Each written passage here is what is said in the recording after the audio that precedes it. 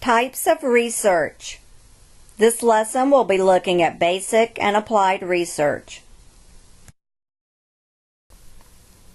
The learning outcomes include explain basic and applied research, analyze similarities and differences between the different types of research, and be able to classify research as applied, basic, or a mix of the both. If you look at the cycle of research and development, we start by exploring, hypothesizing, clarifying, learning. That's more basic research. We then design, develop, and test. You're moving closer to applied research. Then you implement, study, and improve, closer to applied research. Then you synthesize and theorize, and then you start back over. So you may move through the basic to applied research cycle multiple times, and there's a lot of overlap. So let's look at what we mean by basic and applied research. Research is a systematic, scientific method of solving a problem or understanding something. Both basic and applied research are types of research. Basic research, you do it to learn more. You want to better understand the issues you're investigating. You're not looking for a solution to a specific problem. You're not looking to apply it. You're just hoping to learn more. So curiosity, increased knowledge in general, increased understanding of a topic, but you're not looking to apply it to a particular problem. When we look at applied research, you may start with basic research and try to find a way to apply that information learned to solve a problem. Applied research has a beginning and an end. We need to find a solution for this problem. When we do, it ends. You may then find other problems and solutions based on that, but it does have, each project has a beginning and end. You're trying to solve a problem for a situation. And business research is one type of applied research. A few examples of business research. How can we strategically analyze and use the data that we have? That's kind of a big data question, but a really relevant question to businesses today. How should we protect our information assets? Another problem that needs to be solved for each organization. How can we use multi-channel outlets to engage our customers and get them to buy from us again? So combining mobile with regular online ordering with in-store experience, multi-channels. How can we develop faster and smaller ways for technology to process data, which allows us to make phones more powerful even as we don't increase their size very much? How can we use technology to improve the safety of cars? You have an event data recorder in most new cars now, much like the black box of an airplane. It's not as sophisticated, does not record as much data, but it is used in accident investigations. How can we improve agriculture crop production? Through using geographical information systems to better plant and place in particular locations our crops. So these would all be business research with a technology component.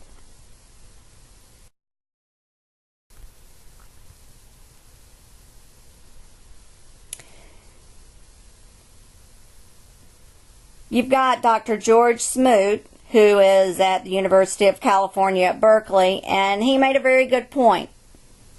Because as much as we'd like to classify everything as applied or basic or business research, it's difficult to do. He said people cannot foresee the future well enough to predict what's going to develop from basic research.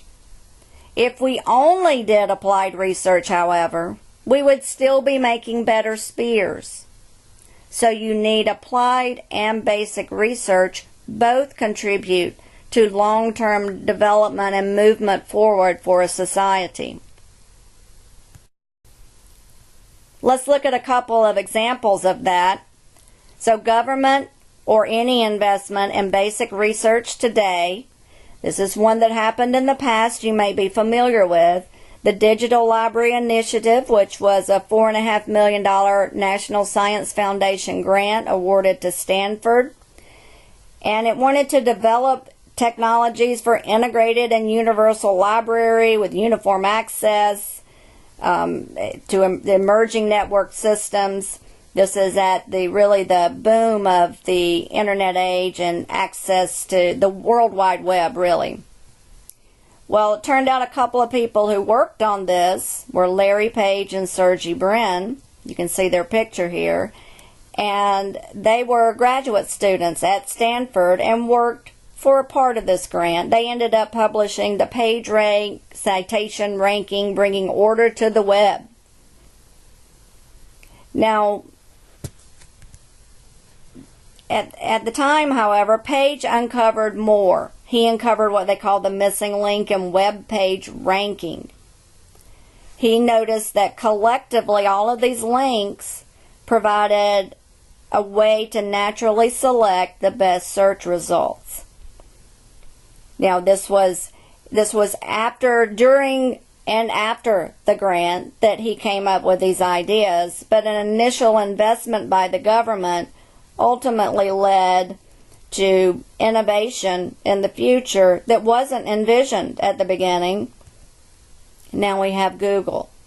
Now many things happened between the government investment, Page's discoveries, and Brin's work on the project where they moved forward. They got investors. They moved on beyond that. But it started with government National Science Foundation grant to try to organize the web. And now we have Google. Another example is Gregor Mendel. He was a monk in the 1800s, and Mendel was interested in genetics and heredity. He didn't know that. He was interested and observed the pea plants at the monastery where he was. And he noticed that some pea plants were different colors or they had different markings. He watched them grow over time, and he was studying genetics and heredity, which ultimately led to his interest and curiosity about the pea plants, ultimately led to our understanding of DNA and the Human Genome Project. Obviously, Gregor Mendel did not foresee this. He was simply curious about the pea plants that grew around the monastery. He ended up having a tremendous impact on the study of genetics and DNA. You can take a look at a video that looks a little closer at what he did and how he learned and how that contributed to much later work that was not envisioned.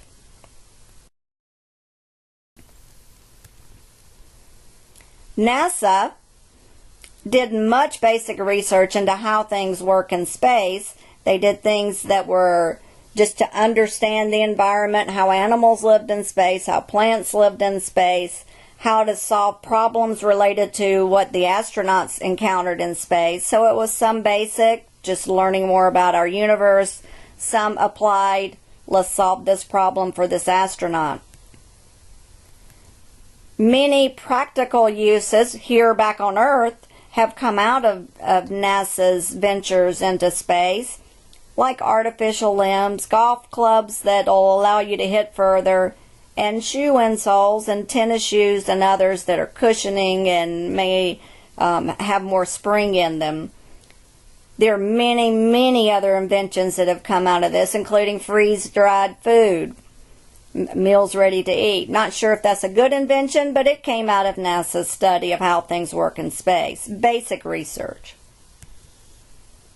You can see a few other everyday inventions if you take a look at this YouTube video. A final example is Grace Hopper, who was Rear Admiral Grace Hopper. She was curious as a child and wanted to put things together and break them and put them back together and fix them, and just was naturally curious about how things worked.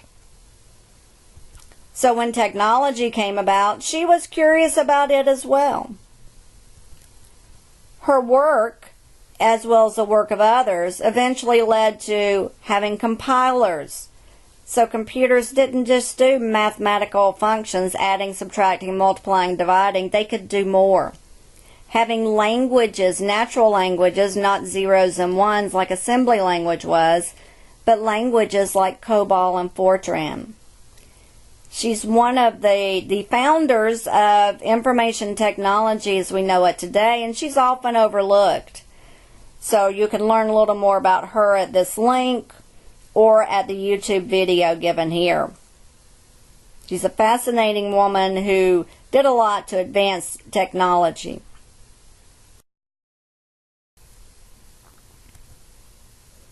So is it all basic or applied? We've looked at different types and how one becomes the other, but oftentimes it takes a long time for basic research to become applied. If you look at the pea plants that Gregor Mendel looked at in the 1800s, it took almost 200 years before we were able to find a practical use for that, and many things happened along the way. General guidelines say if practical use is a few years away, you call it applied. So you're doing it to solve a problem that you can envision. If practical use is 20 or more years away, but you can still see it, you know why you're trying to solve a problem, then it's probably some applied and some basic research. If you cannot see the practical use, like you're looking at pea plants and wow, that's interesting, with no goal except to learn more about them, it's probably basic research. In the past, you had basic research, like the pea plants and Gregor Mendel. That came before applied research, and then finally you would have practical application development. It's not necessarily true anymore. With the fast movement of information through the use of technology, basic research can become applied research very quickly because people learn from others and see a practical use for someone's research on solving a basic research problem. So it's not necessarily true anymore. It's difficult to classify. In summary, you can classify research as basic, applied, or mix.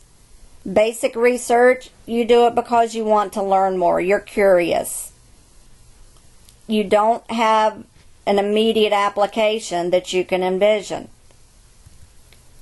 With applied research, you have a problem, a business problem or an organizational problem that you want to solve.